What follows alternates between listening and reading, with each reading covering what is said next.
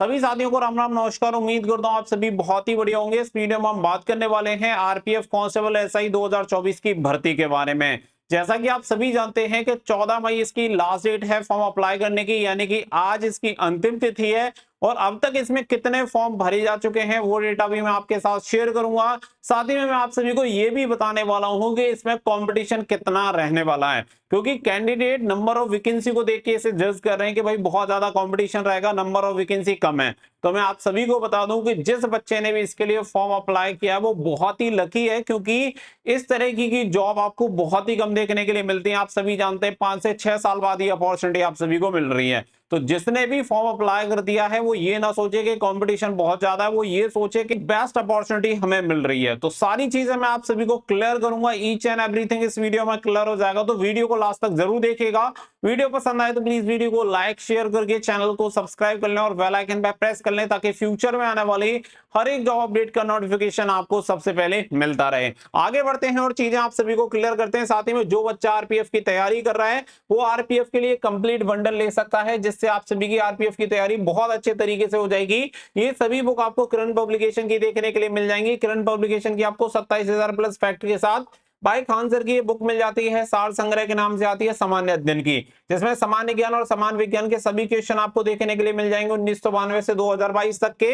वहीं पे मैथमेटिक्स से सॉल्व पेपर आपको 10,000 प्लस ऑब्जेक्टिव क्वेश्चन मिल जाते हैं डिटेल सॉल्यूशन के साथ, chapter wise and type wise. इसी तरीके से रीजनिंग आपको chapter wise and type wise 8,700 plus objective question आपको डिटेल सॉल्यूशन के साथ देखने के लिए मिल जाते हैं। ये आरपीएफ में तो आपको हेल्प करेंगे ही करेंगे, साथ ही में जो रेलवे के और एग्जामिनेशन होने वाले हैं उन सभी में आपको हेल्प करेंगे। तो आपको रेलवे के एग्जामिनेशन के लिए तो जरूरत इनकी पड़ने वाली है, तो आप अभी से इन बुक को परचेज कर सकते हैं। स्पेशली सामान्य ज्ञान के लिए सामान्य ज्ञान की ये बुक मिल जाती है, वन लाइनर अप्रोच है, एनसीईआरटी के नवीनतम पैटर्न पे आती है।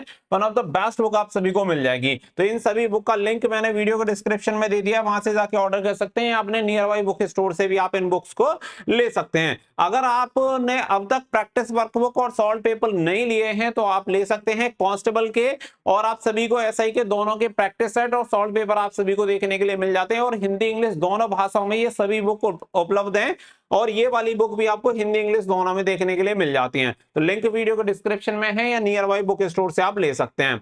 अब यहाँ पे अगर मैं बात करूं तो देखो, सबसे पहले 2018 का डेटा यहाँ पे आप देख लो, क्योंकि इससे आपको काफी तसल्ली मिलेगी और चीजें आपको सही तरीके से समझ में आएंगी। होता क्या है कि हम जो चीज अपने दिमाग में पहले से ही मनगढ़ंत बना लेते हैं, फिर उसी चीज को फॉलो करते हैं, और वही चीजें मतलब जैसे हम अपने अंदर जो विचार भर लेते हैं परिणाम भी उसी के स्वरूप आता है। अब आप यहाँ पे देखोगे, अगर हम टोटल पोस्ट की बात करें तो आप सभी जानते हैं कि यहाँ पे 2018 में जो आपकी भर्ती निकली थी, इसमें बढ़िया पोस्ट आपकी निकाली गई थी। 9,739 आपकी टोटल वैकेंसी थी। इसके लिए अगर मैं फॉर्म की बात करूं तो यहाँ पे टोटल लगभग 59 लाख फॉर्म यहाँ पे अप्लाई हुए थे करीब करीब। मैंने लास्ट वीडियो में बताया था, उसमें शायद थोड़ी सी मिस्टेक थी, उसमें करीब मैंने 15 लाख फॉर्म बताए थे।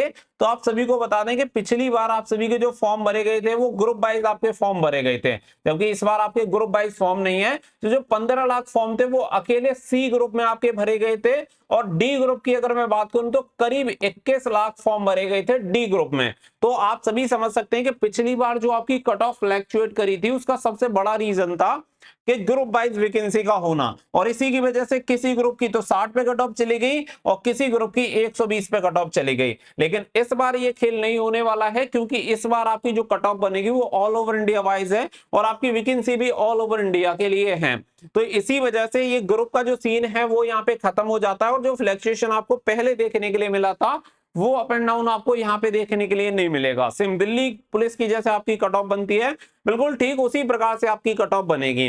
अब 2018 में हम देखें कि 9,739 के लिए 59 लाख फॉर्म अप्लाई होते हैं, तो कंपटीशन लेवल एक सीट के लिए 605 कैंडिडेट का लगभग जाता है। यानी कि एक सीट पे कितने बच्चे कंपटीशन में हैं?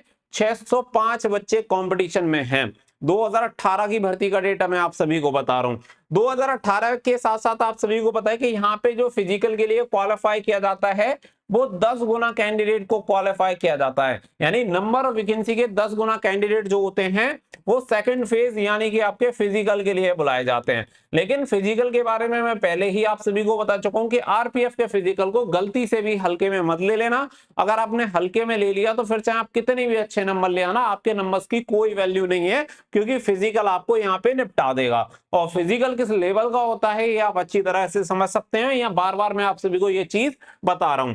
अब आप ऐसे समझो कि 2018 की भर्ती में 10 गुना कैंडिडेट को पहले क्वालिफाई किया गया, और फिजिकल के लिए 10 गुना कैंडिडेट क्वालिफाई करने के बाद भी इतने बच्चे नहीं बच रहे थे, और इसी की वजह से फिर उन्होंने 5 गुना और बच्चों को क्वालिफाई किया था। यानी कि पिछली वाली भर्ती के लिए 15 गुना बच्चों को क्वालिफाई करना पड़ गया था, और इसका रीजन था सिर्फ और सिर्फ फिजिकल।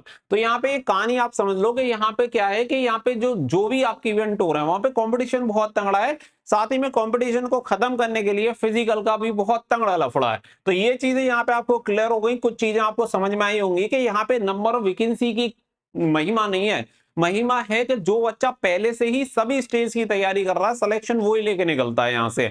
जैसे कि बच्चा रिटन एग्जामिनेशन के साथ साथ पहले से फिजिकल में लग जाएगा तो उसके लिए कोई दिक्कत नहीं होने वाली। अगर आपने रिटन में बहुत महारत हासिल कर ली और फिजिकल अगर आपका बढ़िया नहीं है तो फिर किसी काम का वो रिटन एग्जामिनेशन नहीं है। अब यहाँ पे अगर 2024 की तरफ बढ़े तो 2024 में मैं कांस्टेबल की बात करूं तो यहाँ पे पोस्ट आप सभी की 4208 टोटल वैकेंसी है। अब इस वैकेंसी के हिसाब से अगर चला जाए तो आप सभी को पता है कि 10 गुना कैंडिडेट को फिजिकल के लिए क्वालिफाई किया जाएगा, लेकिन 10 गुना कैंडिडेट को क्वालिफाई करने के बाद उन्हें मेडिकल के लिए इतने सफिशिएंट बच्चे बचेंगे नहीं, और लगभग जो पहले हाल हुआ था वही हाल आपको देखने के लिए मिल सकता है। अब यहाँ पे बात करें कि अब तक टोटल फॉर्म कितने अप्लाई हुए हैं 2024 वाली भर्ती में, तो करीब करीब जो हमारा अनुमान था लगभग मैंने आपको 8 से 10 दिन पहले ही वीडियो बना के बता दी थी, और उसमें तब तक आपके लगभग 12 लाख फॉर्म भरे गए थे। और उसके हिसाब से अगर आप देखें तो पिछले 8 दिन में काफी ठीक ठाक फॉर्म यहाँ पे अप्लाई हो गए हैं, और लगभग मेरा अनुमान था कि ये संख्या बढ़कर करीब करीब 20-21 लाख हो सकती है। और उसी हिसाब से अगर यहाँ पे अगर हम बात करें तो अभी तक आपके करीब 23 लाख फॉर्म यहाँ पे अप्लाई हो चुके हैं।